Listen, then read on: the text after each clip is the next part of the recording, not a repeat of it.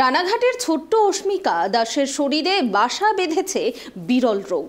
সেই রোগের চিকিৎসার জন্য দরকার একটি মাত্র ইঞ্জেকশন, যার দাম 16 কোটি টাকা। সমাজের সকল স্তরের মানুষের কাছে মেয়ের চিকিৎসার খরচের জন্য কাতর আবেদন জানিয়েছেন ছোট্ট অস্মিকার বাবা মা। পশ্চিমবঙ্গের সর্বস্তরের মানুষ সাধ্যমতো সাহায্যের হাত বাড়িয়ে দিয়েছে অস্মিকার জন্য। এবারে অস্মিকার সাহায্যের জন্য এগিয়ে এলেন নদিয়ার বীরনগরের যুবক সাগর বিশ্বাস। অস্মিকাকে সাহায্যের বার্তা নিয়ে পায়ে হেঁটে নেতাজি সুভাষচন্দ্র বসুর বাড়ির উদ্দেশ্যে রওনা হয়েছেন তিনি।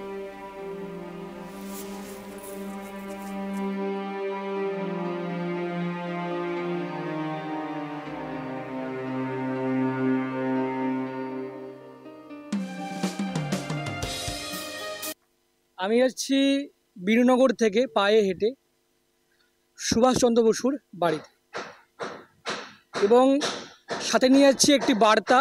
সেটি হলো আমাদের রানাঘাটের মেয়ে প্রিয় অস্মিকার, তার যে জীবন রক্ষার্থে তার যে একটি বিরল রোগে আক্রান্ত হয়েছে, সকলে আমরা জানি। সেই রোগটার জন্য এবং ইঞ্জেকশনের দাম আজকে 16 কোটি টাকা প্রয়োজন। তো অনেক টাকার দরকার।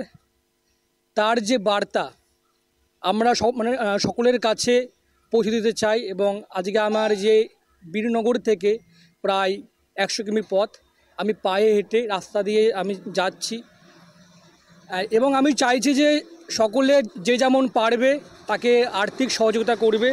স্ক্যানার দেওয়া আছে ইম্প্যাক্ট গুরু বলে।